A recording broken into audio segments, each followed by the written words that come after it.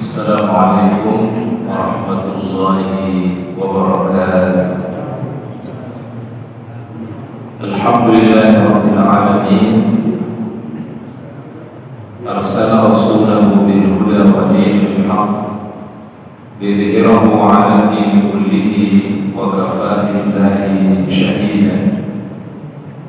Asyhadu an la ilaha illallah wahdahu la syarika lahu wa asyhadu anna Muhammadan 'abduhu wa rasuluhu la nabiyya ba'dahu. Allahumma shalli wa sallim wa barik 'ala hadzal nabiyil karim nabiyyina wa habibina Muhammadin wa 'ala alihi wa ashabihi wa man tabi'ahu bi ihsanin ila yaumil din, amma ba'du. Subhanaka la ilma lana illa ma 'allamtana innaka antal alimul hakim. Raditu billahi rabban wa bil islam dinan wa bi Muhammadin sallallahu alaihi wasallam nabiyyan. Hadirin kaum muslimin, jamaah salat maghrib yang dirahmati dan dimuliakan oleh Allah Subhanahu wa taala. Alhamdulillah, marilah senantiasa kita panjatkan puji dan syukur kepada Allah Subhanahu wa taala yang senantiasa mencurahkan rahmat-Nya dan ridha-Nya kepada kita semua, terutama nikmat iman dan Islam, nikmat sehat dan kesehatan. Pada malam hari ini, alhamdulillah kita bisa memenuhi panggilan Allah taala melaksanakan salat maghrib berjamaah walaupun dalam cuaca hujan yang sangat deras. Alhamdulillah kita bisa memenuhi panggilan Allah Ta'ala. Tidak ada doa kita kecuali yang disunahkan oleh Nabi, Allahumma shayyiban nafi'an. Ya Allah, jadikanlah hujan ini menjadi hujan yang penuh manfaat dan barokah. Salawat dan salam mari kita sampaikan kepada uswah hasanah kita, teladan kita yang mulia Rasulullah Muhammad sallallahu alaihi wasallam. Mudah-mudahan salawat dan salam kita untuk beliau dalam qadrul akhir kita mendapatkan syafaatul uzma. Allahumma shalli wa sallim ala nabiyyina Muhammad. Hadirin yang dirahmati Allah taala, pada malam hari ini kita melanjutkan kajian kita dari kitab bahasan mengenai al-hubbu fillah atau membangun cinta karena Allah Subhanahu wa taala.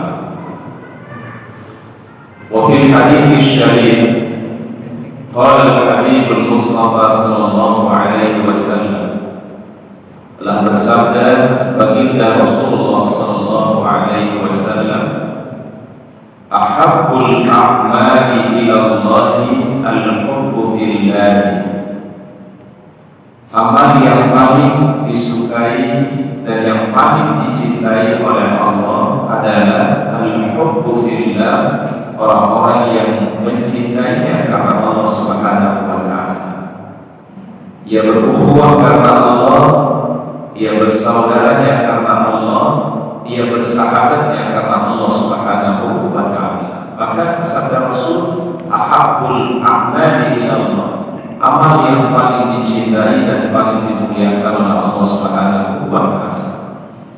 Karena ketika terbangun ukhuwah dengan baik, ketika seseorang membangun cinta karena Allah Subhanahu wa taala, maka ini akan menjadi salah satu sebab kuatnya ya sebuah nilai di dalam masyarakat, kuatnya ikatan di dalam masyarakat, kuatnya ikatan di dalam sebuah komunitas. Maka ini harus dimulai dengan al-hubbu fillah, saling mencintai karena Allah. Diceritakan sebuah riwayat yang sahih, sebuah kisah yang diceritakan dari Abi Idris Al-Khawlani rahimahullah ta'ala. Jadi ada seorang tabi'in namanya Idris Al-Khawlani yang menceritakan, dakhaltu masjid di Dimashq. Suatu hari saya pernah memasuki masjid yang ada di Damaskus. Ya, Damaskus itu kan ibu kotanya Suriah. Ada satu masjid namanya Masjid Dimashq. Jadi suatu ketika Idris Al-Khawlani ini memasuki Masjid Damaskus. Fa'idha fatan barakat thanai. Lalu dia melihat di masjid itu ada seorang yang terlihat wajahnya berseri-seri. Wa idzan nasu ma'ahu, dan orang berkumpul di sekelilingnya. Ya, jadi Idris Al-Khalani melihat ada seorang laki-laki tampilan yang begitu bagus, ya, wajahnya begitu mulia, dan dia dikelilingi oleh banyak orang. Berarti dia seakan-akan berada di dalam sebuah majelis ilmu. فَإِذَا اخْتَلَفُوا فِي شَيْءٍ أَسْنَدُوا إِلَيْهِ, setiap ada hal-hal yang diperdebatkan atau ada hal-hal yang ingin mereka tanyakan, selalu orang inilah yang menjadi tempat bertanya. Masya Allah. Ya, kalau ada orang yang punya masalah, ada yang mungkin belum paham dalam satu permasalahan hukum Islam, selalu bertanya kepada orang tadi, kata Idris Al-Khawlani. وَصَدَقُوا عَنْ رَأْيِهِ, ya, dan dia selalu memberikan jawaban-jawaban yang memuaskan. Jadi orang ini ketika ditanya selalu memberikan jawaban-jawaban yang memuaskan. Fasa'altu anhu, lalu aku bertanya siapa laki-laki ini yang menjadi rujukan kepada orang yang orang bertanya kepada dia, selalu memberikan jawaban yang bagus. Maka dikatakan ada Mu'adz bin Jabal radhiyallahu anhu. Ternyata yang berada di masjid Damaskus itu adalah seorang sahabat Nabi yang bernama Mu'adz bin Jabal. Kemudian kata Idris Al-Khawlani, falamma kana min al-ghad hajjahu fawajadtuhu qad sabala min tahjir. Keesokan harinya saya datang ke masjid Damaskus. Saya datang lebih awal. Ternyata orang itu datangnya lebih dahulu daripada saya. Jadi dia berharap Idris Al-Khawlani ketika datang ke masjid, dia orang yang pertama memasuki masjid Damaskus. Tapi ternyata dia lebih awal datang ke masjid, bukan dia, malah orang yang tadi, yaitu Mu'adz bin Jabal radhiyallahu anhu. Kemudian wajadtahu yusolli, dan aku temukan bapakku masih dalam keadaan dia salat. Fantadhartuhu hatta qada salatahu, dan aku menunggu sampai dia selesaikan salatnya. Kemudian thumma ji'tuhu min qibali nafsi fasallamtu alaihi, dan aku mendekat kepada Mu'adz bin Jabal, lalu aku bertanya kepada dia, wallahi inni la uhibbuka lillah, aku sangat mencintaimu karena Allah, wahai Mu'adz bin Jabal radhiyallahu anhu. Karena Idris Al-Khawlani seorang tabi'in, Mu'adz bin Jabal seorang sahabat. Dan kalau kita baca dalam sejarah, sahabat itu adalah orang yang hidup di zaman Nabi, yang beriman kepada Nabi, berjumpa dengan Nabi, dan wafat dalam keadaan iman. Kalau tabi'in itu adalah generasi yang datang setelah generasi para sahabat Nabi sallallahu alaihi wasallam. Tentu tabi'in itu tidak bertemu dengan Nabi, tapi bertemunya dengan siapa? Para sahabat. Ada hal yang menarik para jamaah. Ada orang yang hidup di zaman Nabi, tetapi tidak digolongkan sebagai sahabat, tidak masuk dalam kategori sahabat. Dan ini yang dikuat oleh para ulama Ahlussunnah wal Jamaah. Nama orang itu adalah Uwais Al-Qarni. Namanya siapa Pak? Uwais Al-Qarni. Uwais itu hidup di zaman Nabi, beriman kepada Nabi, tetapi dia belum berjumpa dengan Nabi, belum pernah melihat Nabi, karena dia berbakti kepada orang tuanya sampai dia tidak bisa bertemu dengan Rasulullah SAW. Dia berasal dari Al-Yaman, dari wilayah namanya Murad Al-Yaman, ya. Nah, bahkan sampai sebelum Rasul meninggal dunia, Rasul berpesan siapa saja bertemu dengan seorang laki-laki namanya Uwais, yang tadinya Allah Ta'ala kasih penyakit, kemudian Allah Ta'ala sembuhkan, kecuali hanya satu bagian dari bagian tubuhnya seukuran dinar, karena Nabi SAW dia tidak sembuh. Berarti seakan-akan jadi yang bahwa jadi tanda di badannya ini orang-orang yang soleh. Maka para ahli sejarah memasukkan Uwais Al-Qarni itu kepada tabi'in, karena tidak berjumpa dengan siapa? Rasulullah SAW. Namanya tadi siapa Pak? Uwais Al-Qarni. Itu digolongkan sebagai tabi'in. Walaupun ada sebagian ulama yang menggolongkan dia sahabat, tapi yang lebih kuat adalah rajih itu adalah dia termasuk tabi'in, bukan termasuk bagian dari para sahabat. Lalu kemudian dia berkata,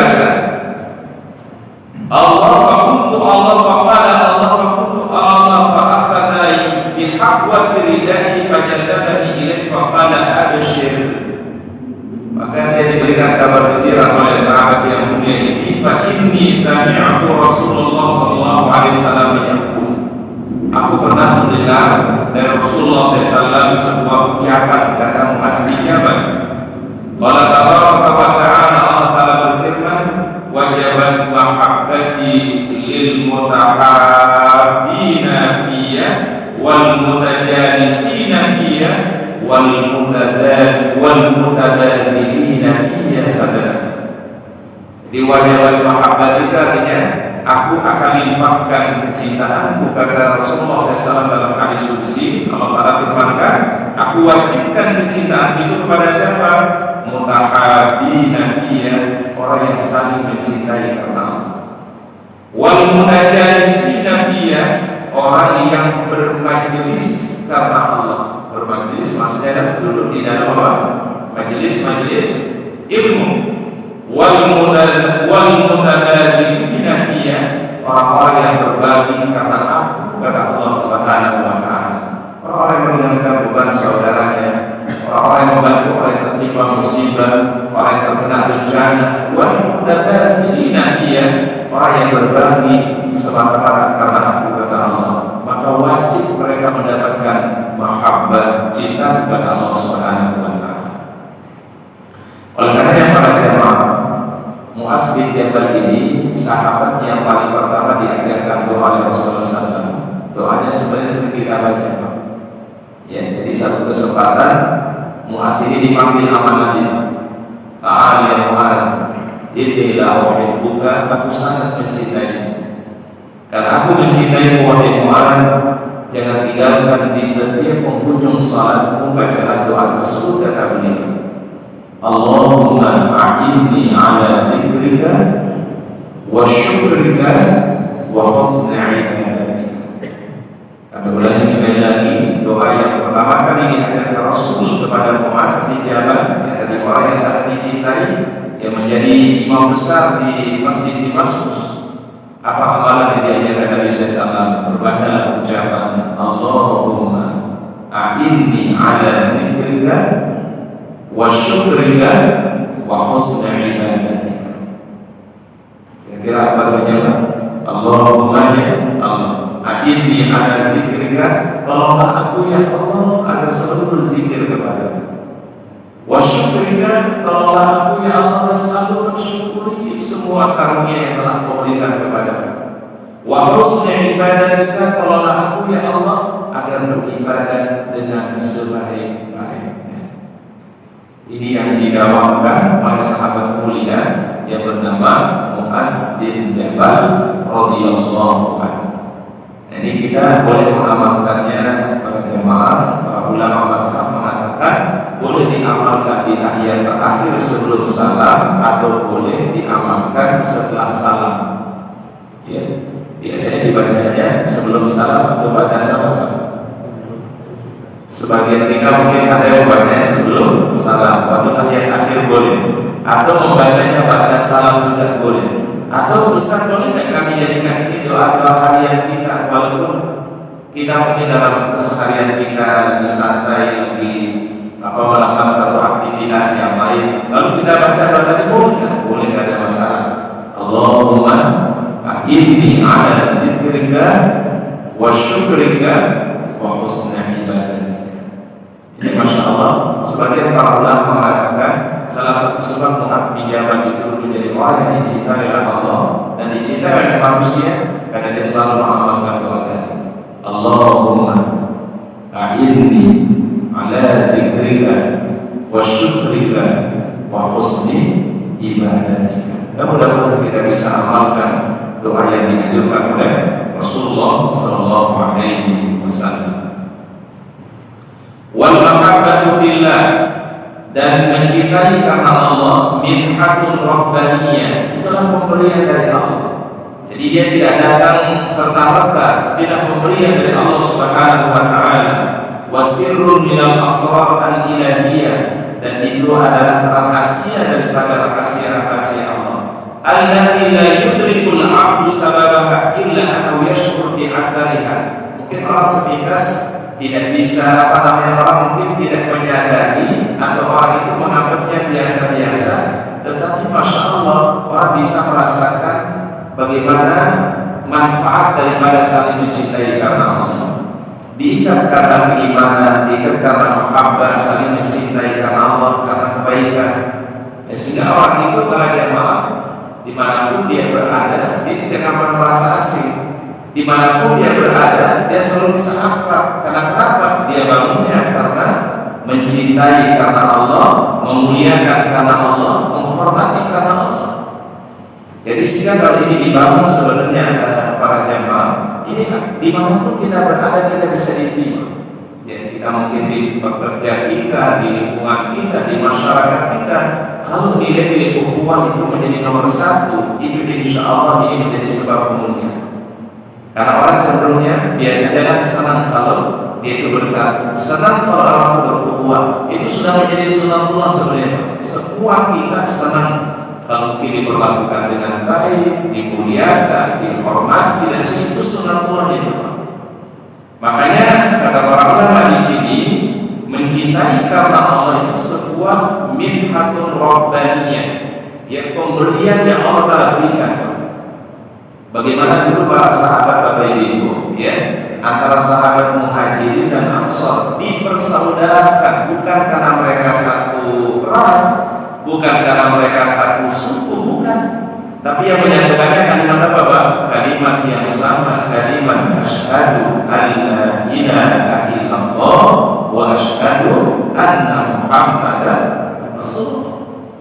Maka ini memang sangat penting para jamaah untuk kita sosialisasikan, untuk kita syiarkan, kedepankan ukhuwah al-islamiyah. Sehingga kita akan di mana-mana itu, masya Allah, kita akan mendapatkan satu kemuliaan. Ada satu cerita yang mungkin ini menjadi pembelajaran untuk kita semua para jamaah. Beberapa waktu lalu ada seorang tokoh Muhammadiyah namanya Kiai Anwar Abbas, Dr. Kiai Anwar Abbas. Ini masya Allah pembelajaran luar biasa dari dunia. Ketika kami ada acara di MUI Pusat waktu itu, beliau memberikan sambutan, ya, dan memberikan resepsi. Beliau pernah diundang ke Thailand, ya, dan ketemu dengan tokoh-tokoh penting di Thailand, termasuk adalah kalau mungkin di kita di sini mungkin ulama besarnya Thailand.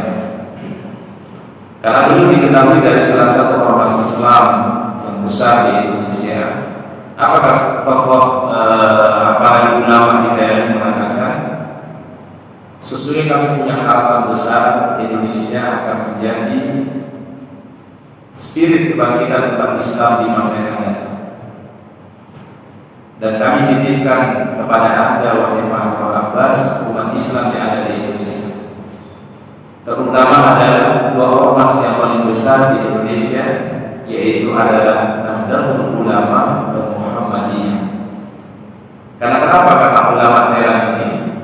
Kalau dua ormas ini bersatu, kalau dua ormas ini mereka membangun kebersamaan ukhuwah al-islamiyah, maka Indonesia bisa menjadi satu peradaban yang besar, bisa menjadi sebab spirit kebangkitan umat Islam di seluruh penjuru dunia. Masya Allah, seorang ulama tidak mungkin berbicara begitu kecuali pasti dia punya penilaian tersendiri bagaimana melihat Indonesia. Jadi rupanya Indonesia ini di luar itu diperhatikan, Pak. Ya, Pak, ya. Jadi bahan apa namanya, Pak? Jadi bahan perhatian semua orang Muslim yang ada di luar negeri. Dan bahkan mungkin para jamaah yang bukan, kalau kita umroh, kita ke Mekah, kita ke Madinah, kalau mereka sudah mendengar orang Indonesia, Muslim Indonesia, rata-rata mereka mengatakan mumtaz, mumtaz, mumtaz. Apa dia mumtaz itu, Pak? Apa yang mumtaz, Pak? Bagus, bagus. Karena yang mereka bayangkan adalah negara dengan penduduk Muslim terbesar di dunia, dengan jumlah Muslim yang begitu besar, dan mayoritas Indonesia adalah memiliki apa? Muslim, dengan wilayah yang begitu luas, wilayah lautnya, wilayah daratnya begitu luas. Makanya kita punya istilah NKRI itu, Pak, Negara Kesatuan Republik Indonesia. Coba kita lihat negara-negara yang lebih pertama, itu negara kecil-kecil, Pak. Kita mungkin pernah mendengar ada negara namanya Dubai. Kita pernah mendengar nama negara Abu Dhabi. Ada juga negara namanya Sharjah, Ummul Khayyim, Sharjah, Ajman. Itu negaranya ngomong apa? Itu kayak di kita sama kayak Jabodetabek. Apa bang? Jabodetabek. Jabodetabek itu mana saja? Jakarta, Bogor, Tangerang, Bekasi. Itu kalau di Timur Tengah itu sudah menjadi beberapa negara.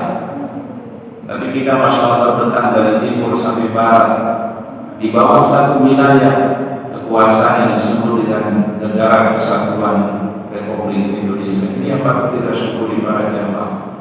Terbangun oleh para pendiri bangsa ini kebersamaan. Terbangun oleh para pendiri bangsa ini adalah nilai-nilai ukhuwah, nilai-nilai kebersamaan. Dengan latar belakang yang berbeda, suku berbeda, ras yang berbeda, bahasa yang berbeda, tapi ternyata kita bisa disatukan dalam sebuah wilayah kekuasaan yang disebut dengan Republik Indonesia.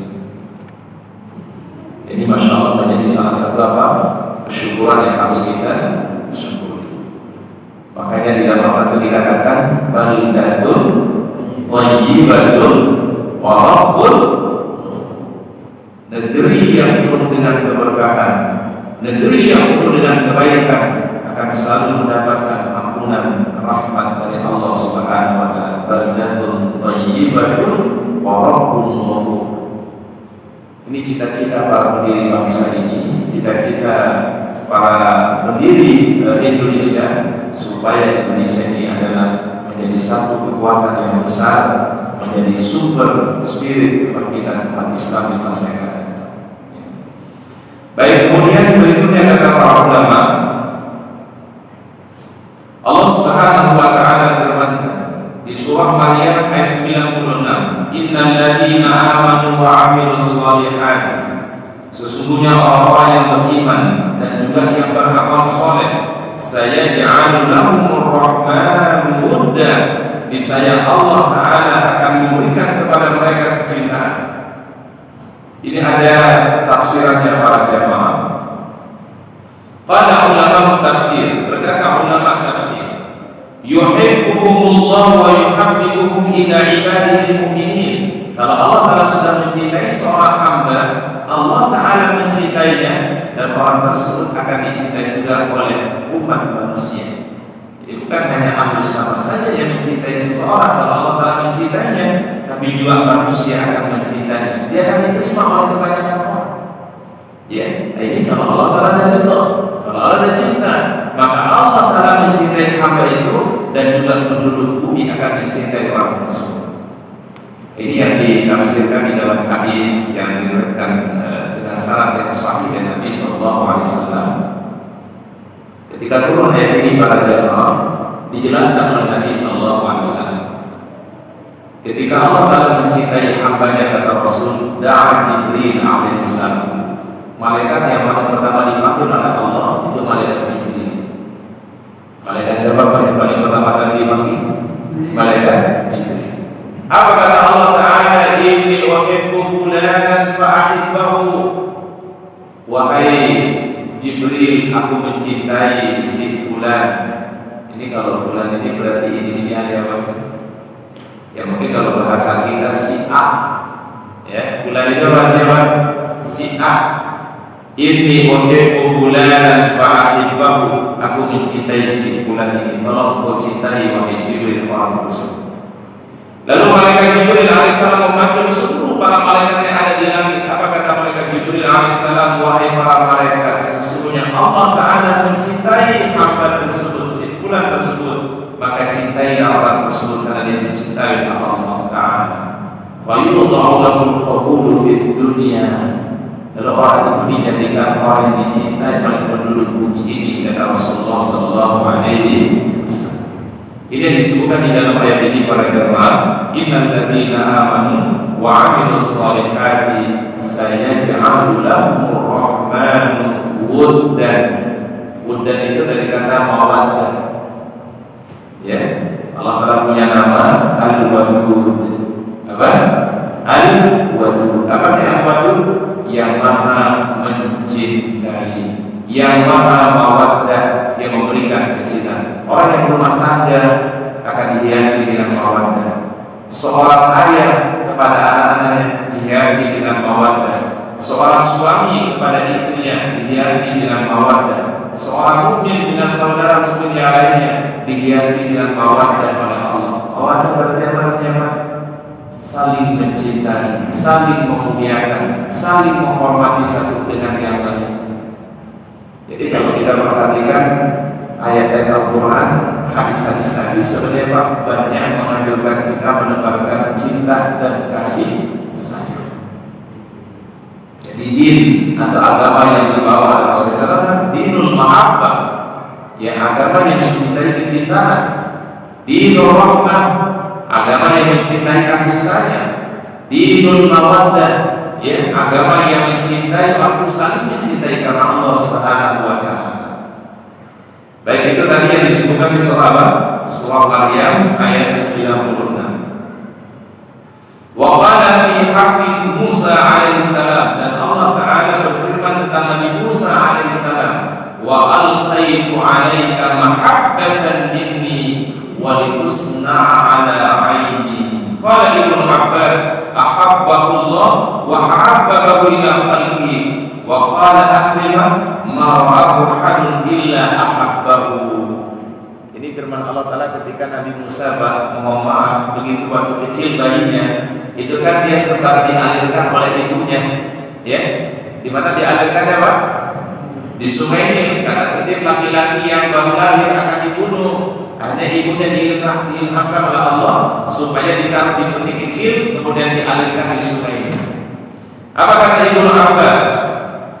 Kata beliau, mana ayat ini, wa alqaitu 'alaika mahabbatan minni wa litusna'a 'ala 'aini. Qala Ibnu Abbas ahabbahu, Allah Ta'ala mencintai Nabi Musa, wa habbahu ila khalqihi, dan dijadikan dia orang yang dicintai oleh manusia. Makanya siapa saja yang melihat Musa waktu kecil, orang pasti mencintainya. Ini makna wa alqaitu 'alaika mahabbatan minni wa litusna'a 'ala 'aini. Setiap mata yang melihat Nabi Musa, setiap mata yang memandang Nabi Musa, di dalam hatinya jatuh cinta kepada Musa. Termasuk istrinya siapa? Istrinya siapa Pak? Firaun. Jadi begitu Nabi Musa ditemui, ya, itu langsung istrinya Firaun yang nanti dia beriman kepada Allah, namanya Asia. Ya, namanya siapa? Asia. Firaun kan hampir membunuh Musa kan, karena dia lahir dalam keadaan anak laki-laki dari kalangan mereka kan, akan dibunuh dari kalangan Bani Israil. Tapi kemudian kata istrinya, wahai suami, jangan bunuh anak itu. Kalau bisa kita jadikan dia anak. Makanya Nabi Musa itu di masa kecilnya tinggalnya di mana? Di mana? Di istana. Ya. Dia makan di istana Firaun, dia minum dari istana Firaun, dia hidup dengan kemewahan di istana Firaun. Ya. Oleh karena ketika beliau diangkat menjadi nabi dan rasul, ketika kemudian Allah Ta'ala perintahkan faqula lahu qawlan layyinan la'allahu yatazakkaru aw yakhsha, kan Allah Ta'ala perintahkan kepada Nabi Musa supaya bahwa faqula lahu qawlan layyinan, tolong kau berucap dengan kalimat yang lemah lembut kepada Firaun, karena Firaun pernah berjasa kepada Anda wahai Musa, pernah dia berbuat baik kepada Anda Musa, walaupun dia orang yang ingkar kepada Allah, tapi dulu dia pernah berbuat baik kepada Anda. Maka Allah Ta'ala faqula lahu qawlan layyinan. Layyinan itu kan kalimat lemah lembut. Untuk apa tujuannya kata Allah? La'allahu yatadzakkaru aw yakhsha. Mungkin dia akan menjadi sadar atau dia takut kepada Allah Ta'ala. Nah, oleh karena kan Musa deg-degan ya Pak ya, waktu mau menghadap kepada Firaun untuk mendakwakan Firaun, Nabi Musa kan deg-degan. Nah, karena dia khawatir, dia deg-degan itulah kemudian diajarkan doa oleh Allah Ta'ala, Rabbi shrah li sadri wa yassir li amri wahlul 'uqdatan min lisani yafqahu qawli waj'al li waziran min ahli Harun akhi. Berarti Musa waktu dakwah Firaun sendiri apa berdua? Sendiri apa berdua? Berdua. Dengan siapa berduanya, Pak? Dengan Nabi siapa? Nabi Harun. Rabbi shrah li sadri. Ya Allah, lapangkanlah hatiku. Wa yassir li amri, mudahkan segala urusanku. Wahlul 'uqdatam, lepaskanlah segala ikatan-ikatan yang ada di lisanku. Yang kamu supaya mereka paham apa yang menjadi kalimat-kalimatku, kata Musa alaihissalam. Waj'alni waziran min ahli, kalau menjadikanlah seorang wazir. Wazir itu artinya apa? Backup. Kalau bahasa sekarang itu menjadi backupan saya, supaya kalau saya berdakwah yang sendirian, tapi kalau bisa dia menjadi penolong saya, yang membackup saya. Siapa maksudnya? Harun akhi. Harun itu saudara. Makanya Nabi Harun itu yang bermitra dengan Nabi Musa alaihissalam untuk mendakwai siapa? Firaun. Jadi tidak sendirian Nabi Musa, tapi dia bersama dengan Harun alaihissalam.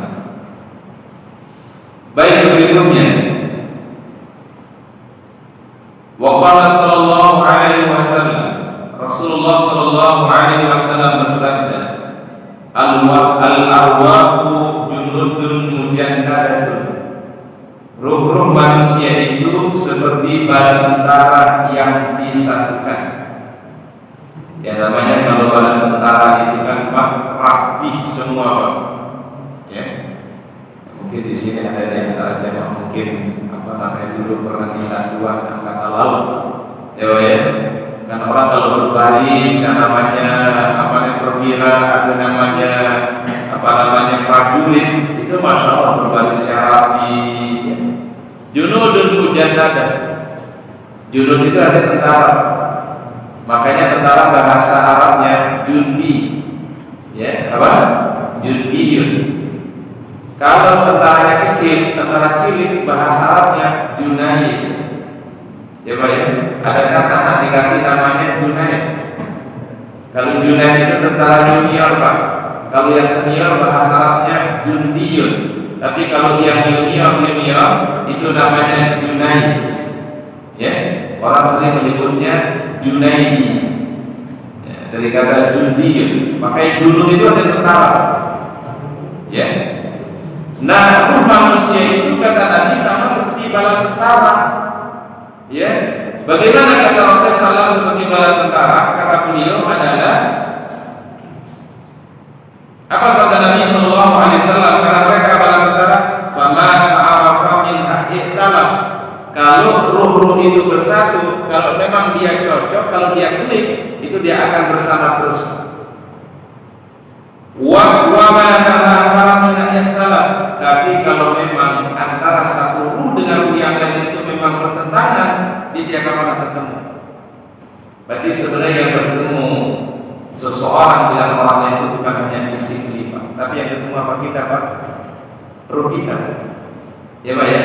Makanya itulah kemudian ada orang yang masya Allah mohon maaf kita mungkin baru ketemu sekali dua kali, tapi kalau sudah hafal, itu sebenarnya ketemu itu bukan physically, bukan hanya fisik saja yang ketemu, tapi di situ yang ketemu adalah ruh kita dengan ruh orang tersebut. Dia saling mengenali, kata Rasulullah SAW, satu dengan yang lain. Dia sudah merasa cocok, kata Rasulullah SAW.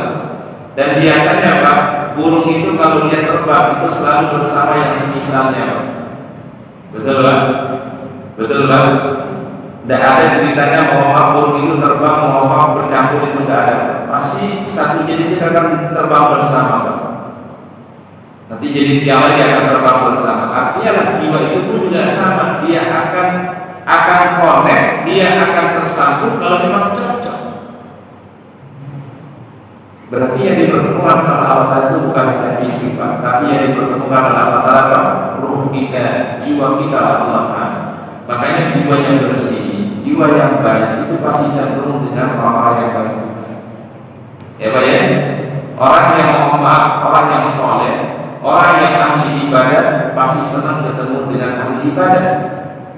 Tapi ahli maksiat, nauzubillah, pasti senang ketemu juga dengan ahli maksiat. Jadi artinya jiwa itu memang kayak disatukan sama Allah. Ya coba sederhana Pak. Orang yang hobi goes itu apa? Sepeda. Pasti senangnya kumpulnya dengan siapa? Komunitas sepeda. Karena ada kesamaan, hobi yang sama, ya Pak ya? Ada mungkin ada komunitas ini lagi Pak, ada komunitas tertentu Pak. Dia senang ketemunya memang dengan komunitas itu karena dia cocok jiwanya Pak. Ini disebut dalam hadis tadi al-arwah junudun mujannadah. Ruh manusia itu sama seperti bala tentara. Kalau memang dia connect akan disatukan oleh Allah, tapi kalau dia tidak terkoneksi, dia akan tak bisa, dia akan tidak sambung.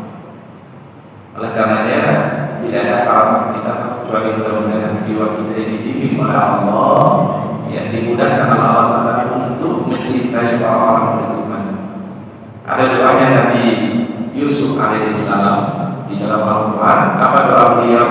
Tawaffani musliman wa alhiqni bis-shalihin. Itu doanya Nabi siapa? Yusuf alaihissalam. Tawaffani musliman, ya Allah wafatkan aku dalam keadaan muslim, dalam keadaan mukmin. Wa alhiqni bis-shalihin, dan kumpulkan bersama siapa Pak? Bis-shalihin, dengan orang-orang yang saleh.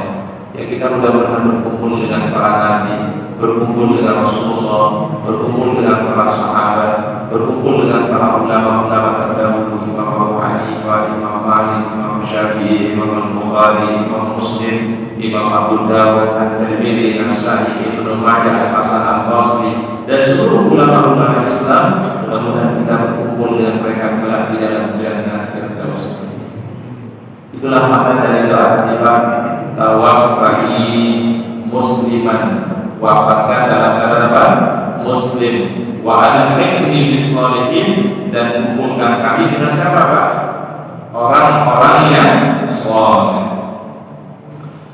Qala Abdullah bin Mas'ud, berkata Abdullah bin Mas'ud, la tasalla ahadan an wuddihi laka wa anzur ma fi nafsika lahu fa inna fi nafsihi bisudari. Kata beliau, fala tasal ahadin an wuddihi laka, jangan kau pernah menuntut orang lain untuk mencintaimu. Ini kata Abdullah bin Mas'ud, jangan pernah menuntut orang lain untuk mencintaimu. Dan apa kata beliau? Wanzur ma fi nafsika lahu, tapi lihatlah apa yang telah kau perbuat untuk engkau mencintai orang lain. Berarti apa maksudnya Bapak Ibu? Kalau kita ingin mendapatkan cinta orang lain, maka kita yang harus mulai untuk mencintai itu. Kalau kita ingin dimuliakan oleh orang lain, maka kita harus belajar memuliakan orang lain.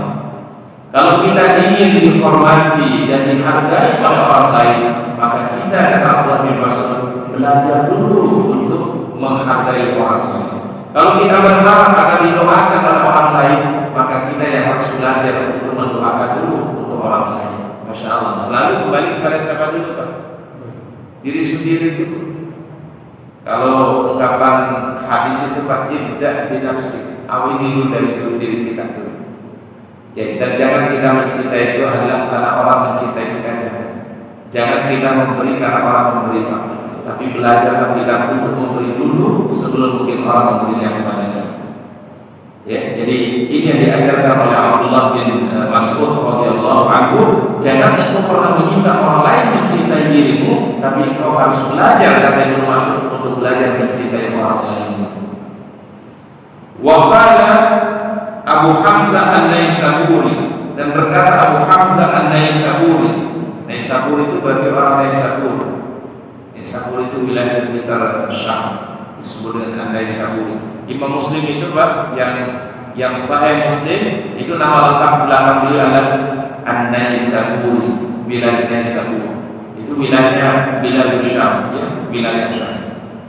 Adil mutahabbaini fillah manhum, siapa orang-orang yang saling mencintai karena Allah? Beliau mengatakan al-amiluna bi ta'atillah, orang-orang yang beramal dalam rangka ketaatan kepada Allah. Jadi orang yang mencintai karena itu berarti ciri mereka pertama kata beliau orang-orang yang beramal dalam rangka ketaatan kepada Allah.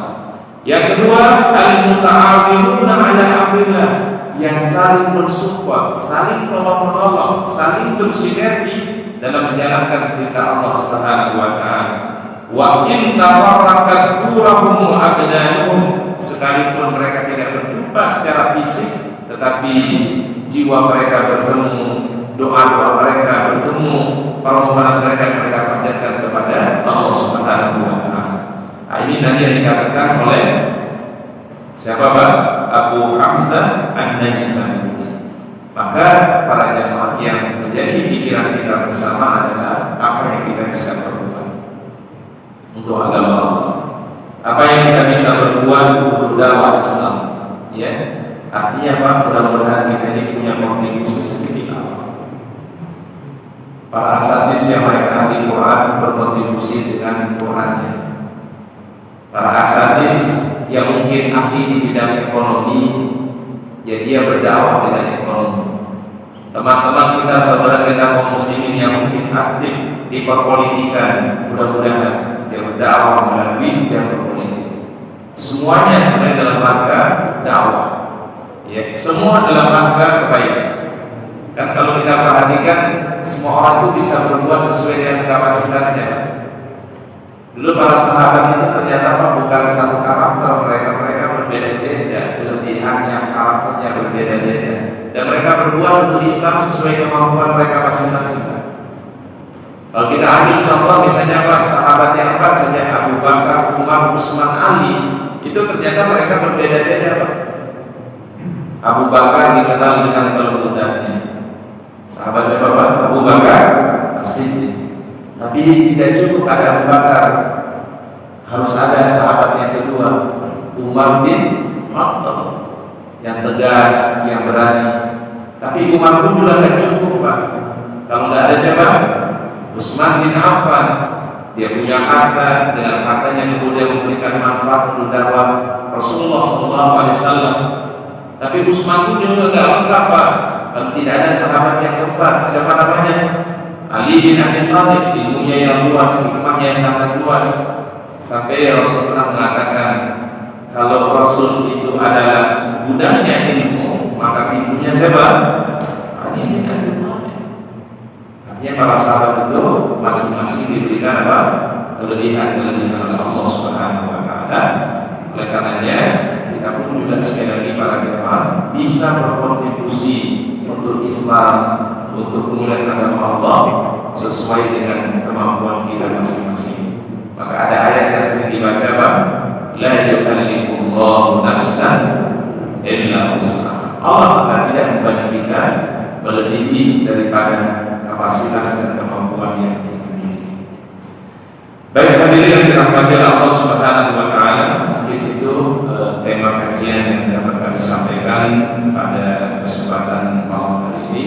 Semoga Allah Ta'ala memberikan kita ilmu yang bermanfaat, Allah Ta'ala memberikan kesehatan kepada kita semua, dan insya Allah mudah-mudahan Allah Ta'ala selalu menjaga ukhuwah al-Islamiyah kita.